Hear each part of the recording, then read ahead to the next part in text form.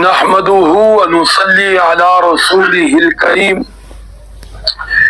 أما بعد فأعوذ بالله من الشيطان الرجيم بسم الله الرحمن الرحيم ووهبنا لداود سليمان نعم العبد إنه أواب إذ عرض عليه بالعشي الصافنات الجياد فقال إني أحببت حب الخير عن ذكر ربي حتى توارت بالحجاب ردوها علي فطفق مسحا بالسوق والأعناق صدق الله العظيم. درود شریف پڑھ. اللهم صل على محمد وعلى آل محمد كما صليت على إبراهيم وعلى آل إبراهيم إنك حميد مجيد. اللهم بارك على محمد وعلى آل محمد كما باركت على إبراهيم وعلى آل إبراهيم إنك حميد مجيد. 23واں پارہ سورۃ الصافات اور رکوع نمبر 3 چل رہا ہے. اس رکوع کی آیت نمبر 4، 5، 6، 7 تلاوت کی گئی ہیں اور سورت کی آیت نمبر 30 سے 33 تک تلاوت کی گئی ہے اور اس کے اندر ذکر خیر ہو رہا ہے انبیاء کرام علیہم السلام میں سے عظیم نبی پیغمبر اور داؤد علیہ السلام کے عظیم فرزند حضرت سلیمان علیہ السلام. حضرت داؤد علیہ السلام کا ذکر گزرا. ان کے 19 بیٹے تھے، ان میں سب سے یہ چھوٹے بیٹے تھے. اللہ رب العزت نے بڑی فہم و فراست بچپن میں عطا فرمائی تھی. والد کی وفات کے بعد 13 سال کی عمر میں یہ ان کے جانشین بن گئے اور دنیا کے بادشاہ بن گئے. 13 سال کی عمر مبارک اور 40 سال انہوں نے کم و بیش دنیا میں حکومت کی ہے اور پوری دنیا اور پوری مخلوق پر، یعنی زمین میں جتنی مخلوق ہے اس پر اللہ تعالیٰ نے ان کو بادشاہت عطا فرمائی تھی. حضرت سلیمان علیہ السلام جو اوصاف مجھے اور آپ کو اپنانے کا حکم ہے وہ اللہ تعالیٰ ان کے بیان فرما رہا ہے. یہ نبی اور امتی میں فرق ہوتا ہے، یہ بھی آپ ذہن میں رکھیں. امتی کو جو اوصاف اپنانے کا حکم ہے وہ نبی میں موجود ہوتے ہیں. یہاں خاص طور پہ ذکر فرمایا نعم العبد، فرمایا وہ ہمارے بہترین بندے تھے اور مجھے اور آپ کو بہترین بندہ بننے کا حکم ہے. پھر فرمایا انہو اواب، کہ وہ واقعہ ہی حقیقت میں اللہ سے لو لگانے والی تھی اور مجھے اور آپ کو اللہ سے لو لگانے کا حکم ہے. حکیم الامت مجدد ملت حضرت مولانا اشرف علی شاہ تھانوی رحمت اللہ علیہ، کسی نے ان سے پوچھا تھا خانقاہوں کا مقصد، فرمایا کہ یہاں انسان بنایا جاتا ہے، انسانیت سکھائی جاتی ہے کہ اللہ تعالیٰ نے انسان کے روپ میں ایک مخلوق تو پیدا فرما دی جو میں اور آپ ہیں، لیکن انسانیت سیکھنے کے لیے انبیاء کو بھیجا ہے. ہم انسانوں کے روپ میں ہیں لیکن انسانیت سیکھنے کا حکم ہے. ہم بعض دفعہ کہہ تو دیتے ہیں تجھے نظر نہیں آ رہا میں انسان ہوں. ہاں انسان نظر تو آ رہا ہے لیکن انسان لگتا نہیں ہے. یہ بات ہے. کب نہیں لگتا؟ جب انسانوں والے کام نہ ہو. کیونکہ قرآن نے بھی اس کا ذکر کیا ہے کہ جب انسان انسانوں والے کام نہ کرے تو پھر وہ انسان کہلانے کا مستحق نہیں ہے. اولئک کالانعام، فرمایا وہ تو مثل جانوروں کے. اور پھر جانور بھی نہیں کہا کیونکہ وہ بھی بڑی فائدے کی چیز ہے، بل ہم اضل، بلکہ ان سے بدتر ہے. ہاں یہ چیز میں اور آپ اپنے ذہن میں بٹھا لیں. انسان اللہ نے روپ بنا دیا لیکن انسان حقیقت میں انسان بن جائے، یعنی اس روپ کا اصل بن جائے، اس کے لیے محنت درکار ہوتی. اور انبیاء یہی محنت امتوں پر کرتے ہیں، اور اس امت پر یہی محنت ہر شخص پر لازم ہے کہ وہ خود انسان بنے اور اس انسان نما مخلوق پر محنت کر اس کو بھی انسان بنائے۔ یہ ساری محنت یہی ہے کہ اللہ کرے ہم انسان بن جائیں۔ اس کے لیے ہمیں دعا بھی کرنی چاہیے، دعا بھی کرنی چاہیے، یا اللہ ہمیں انسان بنا، ہمیں تو نے اپنا بندہ تو بنا دیا، لیکن حقیقت میں جو تیری بندگی سے مقام ملتا ہے وہ بندگی کی توفیق عطا فرما، کیونکہ محض بندہ جو اللہ نے بنا دیا اس میں کامیابی نہیں ہے کہ یعنی مجھے اور آپ کو بندہ بنا دیا بس ہم کامیاب ہو گئے، نہیں، اب بندگی کی ضرورت ہے کہ بندہ بندگی کرے اللہ کی، پھر کامیاب ہے۔ تو بہرحال اللہ رب العزت تعارف فرما رہے ہیں، اور اس کی ان آیات کی دو طرح کی تفسیر روایات میں آتی ہے۔ ایک تفسیر جو حضرت عبداللہ بن عباس رضی اللہ تعالیٰ عنہ مفسر قرآن ہے پہلے وہ کرتے ہیں، اور یقیناً یہ تفسیر دوسری سے عمدہ ہے، کہ جب کرنے والا شخص عمدہ ہے، جن کو حضور نے دعا بھی دی اور صحابہ نے بھی تسلیم کیا کہ بچوں میں عبداللہ بن عمر کا نام آتا ہے لیکن قرآن سمجھنے میں اوپر نام آتا ہے، عمر میں بچوں میں نام ہے لیکن قرآن کی فہم و فراست میں اوپر نام ہے۔ ذالک فضل اللہ یؤتی من یشاء، یہ اللہ کی اپنی عطا ہے، اور بندہ جتنا طلب کرتا اللہ اتنا عطا فرماتا ہے۔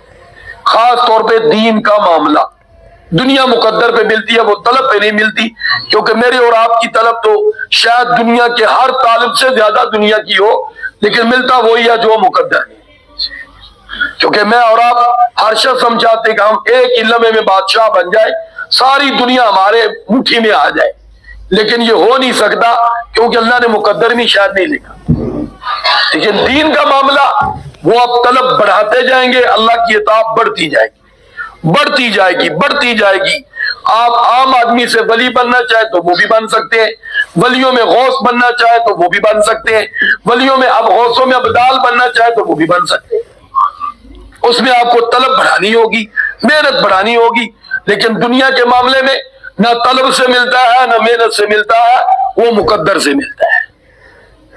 تو بہرحال اللہ رب العزت فرماتے ہیں وَوَهَبْنَا لِدَاوُودَ سُلَيْمَانَ، ہم نے عطا کیا داؤد کو بیٹا سلیمان جو بڑا ہی عظیم تھا۔ میں نے آپ کو بتا دی ان کی عظمت، اور نعم العبد، اللہ تعریف فرما رہے ہیں کہ وہ ہمارے بہترین بندے تھے۔ آپ خود سوچیں جس کو اللہ بہترین فرماتے ہیں وہ کتنی شان والے ہوں۔ اور پھر فرمایا انہ اواب، اور فرمایا حقیقت میں ہی وہ اللہ سے لو لگانے والے تھے، یعنی لو کا مطلب ہوتا اللہ ہی پر بھروسہ کرنا، اللہ ہی پر توکل کرنا، اللہ ہی کا سہارا لینا، اور اللہ ہی کی طرف دیکھنا، اللہ کے سوا کسی کی طرف کبھی نہ دیکھنا۔ اللہ ہمیں بھی نصیب فرمائے۔ اس قرآن میں ان کا ذکر کرنے کا مقصد ہی میرے اور آپ کے لیے یہی ہے کہ ہم بھی یہ صفات اپنے اندر اپنانے کی کوشش کریں۔ من جدہ وجدہ، اللہ فرماتے جو کوشش کرتا ہے وہ اپنی منزل کو پا لیتا ہے۔ تو بہرحال فرمایا کہ اذ عرض علیہ بالعشی صافنات الجیاد، یہ صافنات صفن اس گھوڑے کو کہتے ہیں، اس کی امدگی کی علامت ذکر کی ہے علماء کرام نے، مفسرین نے، کہ جو 3 پاؤں پہ کھڑا ہوتا ہے اور چوتھے پاؤں کا جو اگلا ناخن ہوتا ہے، اگلا حصہ، اس کو زمین پہ ٹیکتا ہے، اور وہ بڑا عمدہ گھوڑا ہوتا ہے، عمدہ نسل، یعنی دوڑنے میں اور ہر لحاظ سے اوصاف میں وہ اعلیٰ ہوتا ہے۔ تو یاد رکھنا اس دور میں، کیونکہ جہاد میں اور آج بھی بہت سے مقام پر گھوڑے کی ضرورت پڑتی بھی ہے، تو وہاں اس دور میں تو اس کی ضرورت ہی ہے، جنگی جہاز وغیرہ تو تھے نہیں، تو سلیمان علیہ السلام کے پاس بہت بہترین عمدہ گھوڑے تھے، عمدہ گھوڑے۔ فرمایا کہ وہ واقعہ بھی فرمایا کہ بڑا عجیب تھا کہ اذ عرض علیہ بالعشی، عشی کہتے شام کا وقت، کہ ایک مرتبہ شام کے وقت یعنی عصر کی نماز کا سمجھو وقت ہو گیا، یعنی وہ وقت آگے شام کا آتا ہے، شام قریب ہے۔ فرمایا کہ سلیمان علیہ السلام کی خدمت میں وہ جہاد والے عمدہ گھوڑے پیش کیے گئے، منگوا لیے انہوں نے، اور فرمایا کہ صافنات الجیاد، جو نسل کے اعتبار سے فرمایا کہ ہر لحاظ سے اعلیٰ قسم کے گھوڑے تھے. اور فقال انی احببت حب الخیر عن ذکر ربی. سلیمان علیہ السلام ان کو دیکھ بھی رہے تھے, ایک ایک گھوڑے کا معائنہ کر رہے تھے, ان کی خبر گیری کر رہے تھے, کیا سارے فٹ ہیں, ٹھیک ہے, کوئی بیمار نہیں, کوئی کسی کو مسئلہ تو نہیں. اور ساتھ فرما رہے تھے کہ بے شک مجھے اس مال سے محبت ہے اللہ کی یاد کی وجہ سے, اللہ کی یاد کی وجہ سے.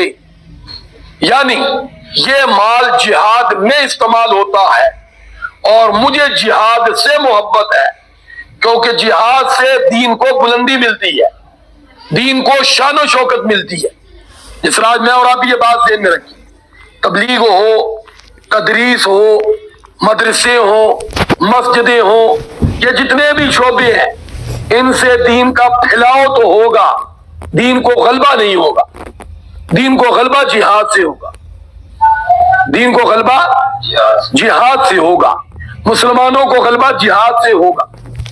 جس طرح آپ دیکھیں بہت سی جماعتیں دنیا میں جاتی ہیں, ہر آنے والا کہتا ہے 100 200 40 50 وہاں ہم نے کلمہ پڑھایا مسلمان ہوئے, لیکن ہر اس ملک کے سے آنے والا یہی سنائے گا, لیکن آگے یہ کوئی نہیں آپ کو خبر دے گا کہ وہاں مسلمانوں کا غلبہ ہو گیا ہے, یہ کوئی نہیں خبر دے گا وہاں اسلام کو غلبہ ہو گیا.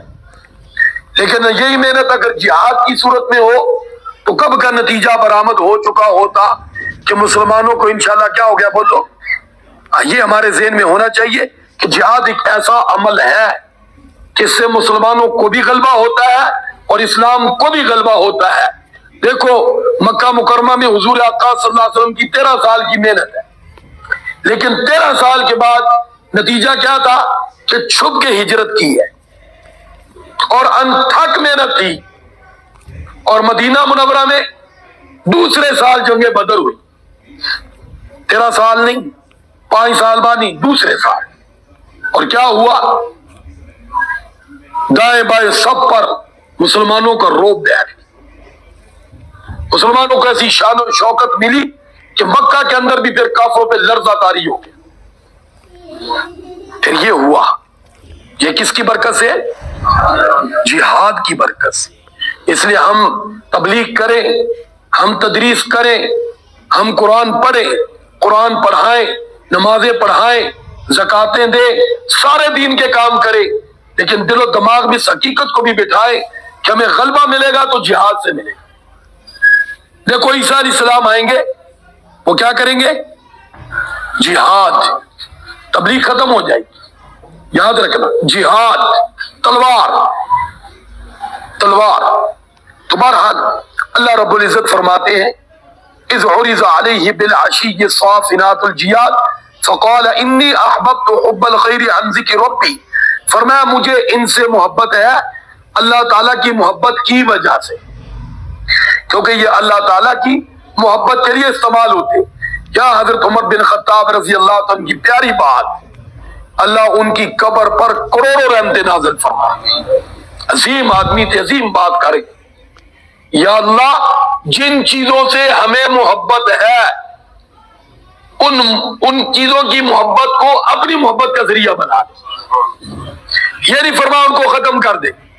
یعنی ماں باپ سے محبت ہے تو یا اللہ اس کو اپنی محبت کا ذریعہ بنا, بیوی بچوں سے محبت ہے تو اپنی محبت کا ذریعہ بنا, حلال مال سے محبت ہے تو اپنی محبت کا ذریعہ بنا, گھر بار سے محبت ہے تو اپنی محبت کا ذریعہ بنا.